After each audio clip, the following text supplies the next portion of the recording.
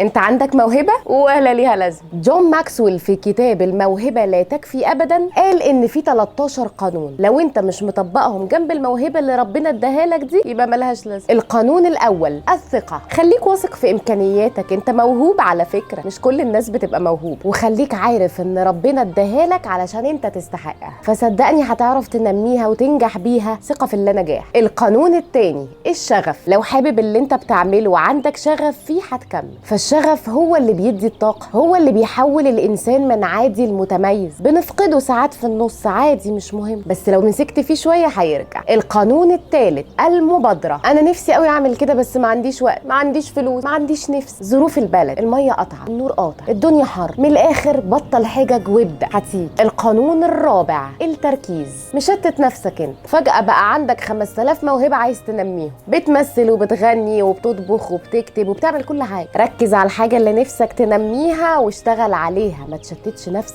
5 الاستعداد، يعني خليك مستعد للي هيقابلك وقلل توقعاتك شويه، ما انت مش اول ما هتعمل حاجه هتلمع يعني. عبد الحليم حافظ الجمهور رفضه في الاول، محمد صلاح نادي الزمالك ما كانش راضي يمضي معاه، قالوا انه مش مؤهل للفانيلا البيضاء والله، فعادي كمل ولا يهمك. القانون السادس التدريب، يعني ما تمشيش كده تقول انا موهوب ورافع راسك قوي وسط الناس، ايوه فين الاتشيفمنت يعني، انما اتكلم بقى لما تنمي موهبتك فعلا تثقلها بالعلم والشغل والتدريب. القانون السابع المثابرة، شوفوا مفيش حد نجح على وجه الأرض إلا وعنده مثابرة، دي السمة المشتركة لكل الناجحين. خسارة يبقى عندك موهبة وتضيعها علشان انت كسلان أو تعبان أو فاقد الشغف، صح ولا ايه؟ القانون الثامن الشجاعة، يعني شمر وانزل ما تخافش، افشل مرة واثنين وثلاثة، ايه اللي هيحصل يعني؟ خليك شجاع وجمد قلبك، مش هتنجح وانت خايف. رقم 9 قابلية التعلم، خليك عارف ان انت عمرك ما هتجيب آخر الحاجة، كل يوم هيبقى فيه جديد، كل يوم ناس بتفكر وتبتكر في المجال ده بالذات، فعشان كده لازم تبقى مطلع باللي بيحصل حواليك وما تبطلش تتعلم. القانون العاشر الشخصية القوية، يعني تمسك بمبادئك وحافظ على سلوكك واخلاقك مهما كانت الاغراءات، اجمد كده. رقم 10